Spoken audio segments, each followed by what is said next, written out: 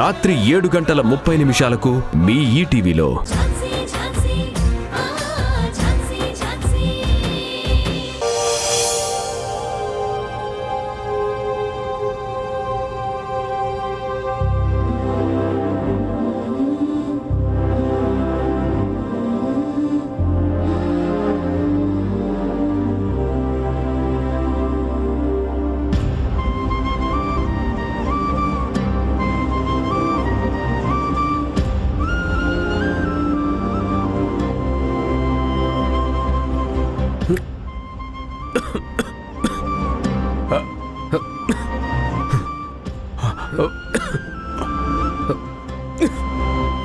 బాబు ఇదిగోండి, నీళ్ళు తాగండి.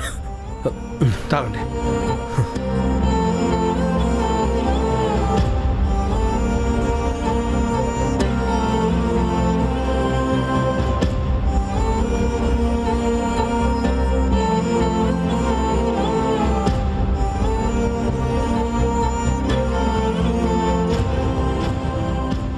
అమ్మ తలుచుకొని ఉంటుంది సార్, అందుకే పొలమారింది.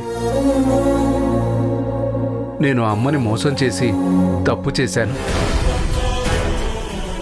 ఆ అమ్మ క్షమిస్తే గాని నా పాపం పోదు. అమ్మొస్తే నాకు చెప్పండి సార్, అమ్మ కాళ్ళు కడిగి నెత్తిని జల్లుకుంటాను. లేదంటే ఈ బాధ జీవితాంతం నన్ను వెంటాడుతూనే ఉంటుంది. ఏం మాట్లాడుతున్నావు కాక? మా అమ్మని మోసం చేసావా? అసలు మా అమ్మ నువ్వెప్పుడు చూసావు? ఎలా కలిసావు? ఎందుకు కలిసావు? అదేంటి సార్, ఆ రోజు మా ఇంటికి మీరు అమ్మే కదా వచ్చింది.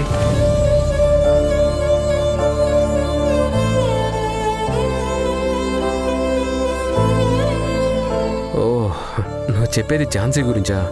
అవును సార్, ఆ లాయరమ్మ గారి గురించే చెప్పేది నేను. నేను మా అమ్మ గురించి అనుకున్నాను. సార్, మీరే ఇంత మంచివాళ్ళంటే మిమ్మల్ని కన్న మీ అమ్మగారు ఇంకా మంచివారై ఉంటారు. నేను ఆ అమ్మను కూడా మోసం చేసినట్టే. ఇద్దరు కాళ్ళు పట్టుకున్నా తప్పులేదు సార్. మా అమ్మ నిజంగా చాలా మంచిది. నేనంటే ప్రాణం. నన్ను చూడకుండా ఒక్కరోజు కూడా ఉండలేదు. అలాంటిది ఇప్పుడు ఎలా ఉంటుందో ఏంటో.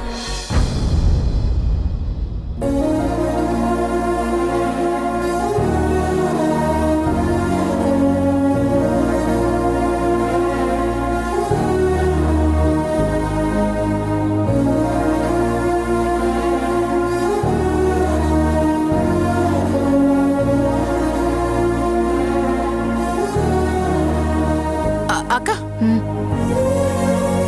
నువ్వు రోజు ఇలా తినకుండా ఉంటే ఎలా? ఒక్క ముద్దైనా తినక్క. గౌతమ్ తింటున్నాడో ఎలా ఉన్నాడో అని ఆలోచిస్తుంటే ముద్ద మింగుడు పడ్డం లేదు పద్మ. ఊరుకోక్క. నేను తల్లిని కాకపోయినా నీ కష్టం నేను అర్థం చేసుకోగలను.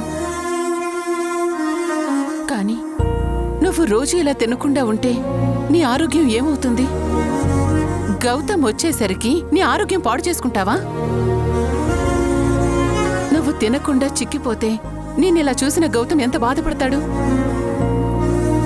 అక్క, నీకు చెప్పేంత దాన్ని కాదు, కానీ కొన్ని పనులు మనకిష్టం లేకపోయినా మనకిష్టం ఉన్న వాళ్ల కోసం కష్టంగా ఉన్నా చెయ్యాలి. తప్పదక్క.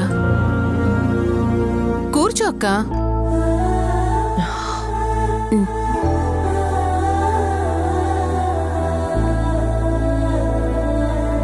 తినక్క.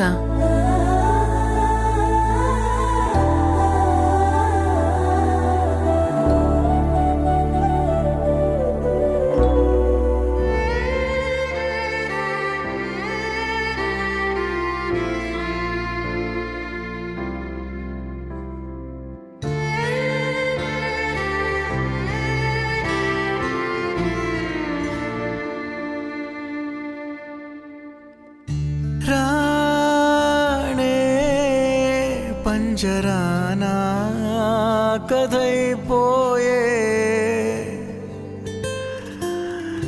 రాతే తారుమారై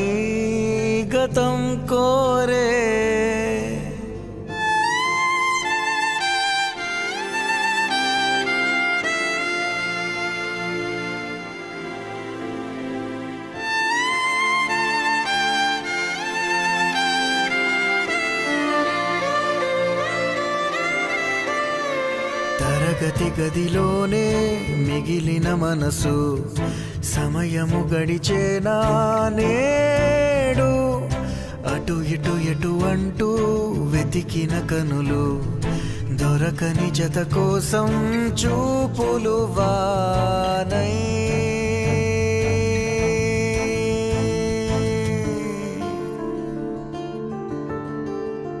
జారే